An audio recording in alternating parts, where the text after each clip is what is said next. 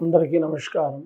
మా ఛానల్ చూస్తున్న ప్రతి ఒక్కళ్ళకు ఆ సమ్మక సారక దివెన వల్ల, ముక్కోటి దేవతల దివెన వల్ల ఈ జూన్ నెల ఎలా ఉందో మీ జాతకం చిలకమ్మ ద్వారా అడిగితే ఎలా వస్తుందో 12 రాశుల మీద చూడు. చిలకమ్మ, కన్యారాశి వాళ్ళ జాతకం చూడు ఎలాగుంది. జూన్ నెల కన్యారాశి వాళ్ళ జాతకం బాగా రావాలి అనుకున్న పనిని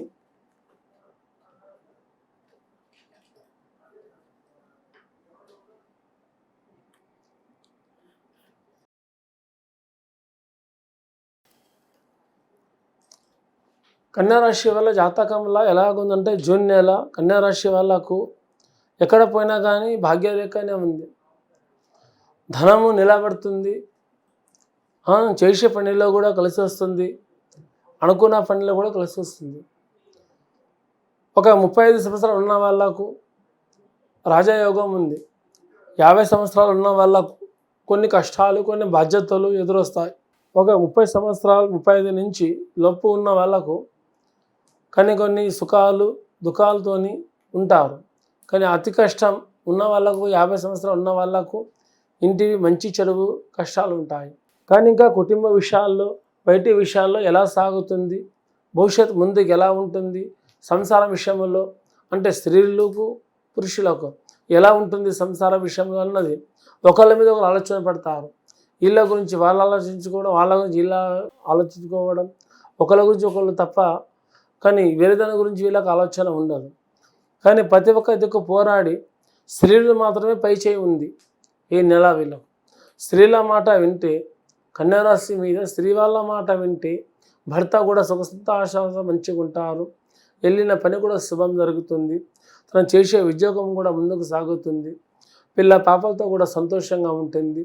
పెద్దవాళ్ళ ఫ్యామిలీ విషయంలో కూడా మంచిగా ఉంటుంది. అలా కాబట్టి ఈ జూన్ నెల పట్ల స్త్రీ వాళ్ళ జాతకం చాలా బాగుంది. కానీ ఇంకా చదువుకుంటున్న వాళ్ళకు, అమ్మాయిలకు కానీ అబ్బాయిలకు కానీ చిన్న వయసు నుంచి పెద్ద వయసు దాకా పడితే జాతక ప్రకారం అయితే చాలా బాగుంటుంది. చదువులో వెళ్ళినా, విద్యలో వెళ్ళినా చాలా బాగుంటుంది. ఇలాగ ఎవరికి ఏ హాని జరగదు.